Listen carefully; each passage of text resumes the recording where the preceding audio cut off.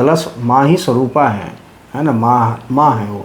अविवाहित लड़की को शंख नहीं फूकना चाहिए, क्योंकि जो शंख है वो लक्ष्मी, दोनों स्त्री को नारियल नहीं फोड़ना चाहिए।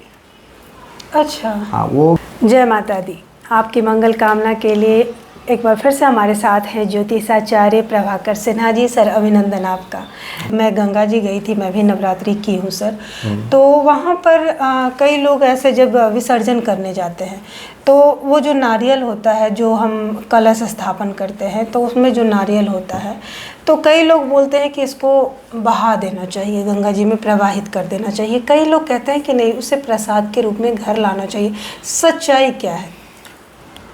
देखिए, नारियल जो है स्त्री फल है जी, स्त्री का सूचक है नारियल, उसको स्त्री फल कहा गया है। बिल्कुल।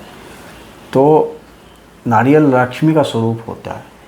अच्छा, है ना। तो देखिएगा, पंडित लोग अधिकांश कहेंगे कि नारियल हुआ हमको दे दीजिए, हम ले जाएंगे। हाँ, है ना। सत्यानारायण स्वामी को पूजा जब कराइएगा तो सब लपेट कर नारियल उरियल सब लेके चल जाते हैं। वो लक्ष्मी का स्वरूप नारियल होता है। इसलिए हम हर समय हर जगह बोलते हैं, खासकर स्त्री को नारियल नहीं फोड़ना चाहिए। अच्छा। हाँ, वो गर्व का सूचक होता है नारियल। अच्छा। हाँ, स्त्री को नारियल नहीं फोड़ना चाहिए। सर, ये बड़ी विशेष जानकारी दी हाँ। आपने सर, मुझे भी आज तक पता नहीं। हाँ, स्त्री को नारियल ना फोड़ना चाहिए, ना छीलना चाहिए। हाँ, आप खा सकते हैं, क्योंकि नारियल खाने से अगर आप गर्भ में बच्चा है तो बच्चा गोरा उत्पन्न होगा, तो नारियल खाना चाहिए। तो लेकिन नारियल स्त्री को नहीं फोड़ना चाहिए। स्त्री, एक तो नारियल स्त्री है, लक्ष्मी स्वरूपा है, तो आप क्यों उस चीज़ को, मतलब आप खुद स्त्री एक स्वयं में एक लक्ष्मी है। बिल्कुल। तो नारियल को स्त्री को नहीं छूना चाहिए, फोड़ना नहीं चाहिए। तो बहुत लोग नहीं जानकारी है, लेकिन नहीं करना चाहिए ये चीज़। पंडित लोग ये सब नहीं बताते हैं हमसे। पंडित लोग बहुत गुस्सा जाते हैं हमसे, बोले कि आप कैसे बताते हैं ये सब चीज़। हम बोले आप गलत बताते हैं, इसलिए हम सही बता रहे हैं।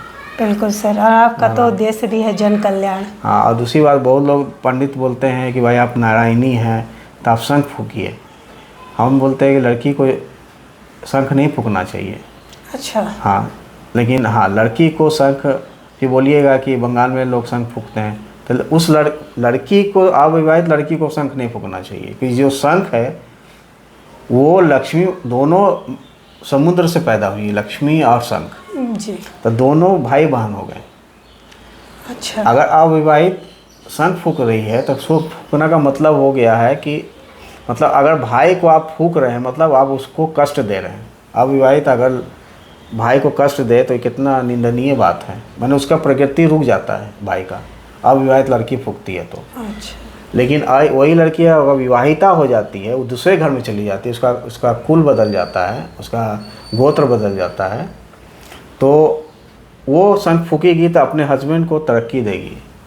अच्छा। हाँ, क्या बात है। हाँ, तो जो विवाहिता है उनको शंख जरूर फूकना चाहिए। ये भी आपने एक नई बात बताई है, क्योंकि हमने ये भी सुना था कि विवाहिता को भी शंख नहीं फूकना नहीं, चाहिए। विवाहिता को शंख फूकना चाहिए। और जब कुछ पूजा हो, जैसे सत्यनारायण पूजा हो, कुछ विशेष अनुष्ठान हो, अगर शंख को फूकने का है तो वहाँ फूकना चाहिए, लेकिन अविवाहिता को नहीं फूकना चाहिए।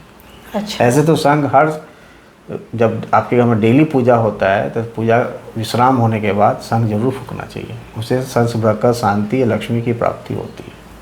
क्या बात है सर, मैं खुद भी शंख फूकती हूँ, पर कभी कभी मन में ये संशय जमा जाता है। आज आपने मेरी बड़ी दुविधा दूर की है सर, धन्यवाद। और सर, एक और बात जो मैंने कहा था कि नारियल जब प्रवाहित करने जाए, जब माता का विसर्जन हम करने जाते हैं, तो वो बात थोड़ी अधूरी रह गई सर, कि नारियल वापस लेके आना है या फिर उसे नहीं, जब आप कलश पे जो चीज़ आप रख, देखिए कलश माँ ही स्वरूपा है ना, माँ है वो। जी। कलश के रूप में है। तो जब आप कलश को गंगा या नदी में प्रवाहित करते हैं तो संपूर्ण करना चाहिए, उसको लाना नहीं चाहिए। अच्छा, ये संपूर्ण उसको करना चाहिए।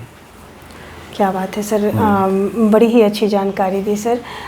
इसके लिए बहुत बहुत धन्यवाद सर। और आपको ये जानकारी जो सर ने अभी दिया है, बहुत ही अहम जानकारी है। बहुत लोगों को मैं सुनते आ रही हूँ, उन्हें ये इसके बारे में नहीं पता। मुझे उम्मीद है उनकी हर दुविधा दूर हुई होगी। इसलिए कमेंट में जय माता दी ज़रूर लिखें, इस वीडियो को ज़्यादा ज़्यादा शेयर करें ताकि लोगों को इससे लाभ मिल सके। आज के लिए धन्यवाद।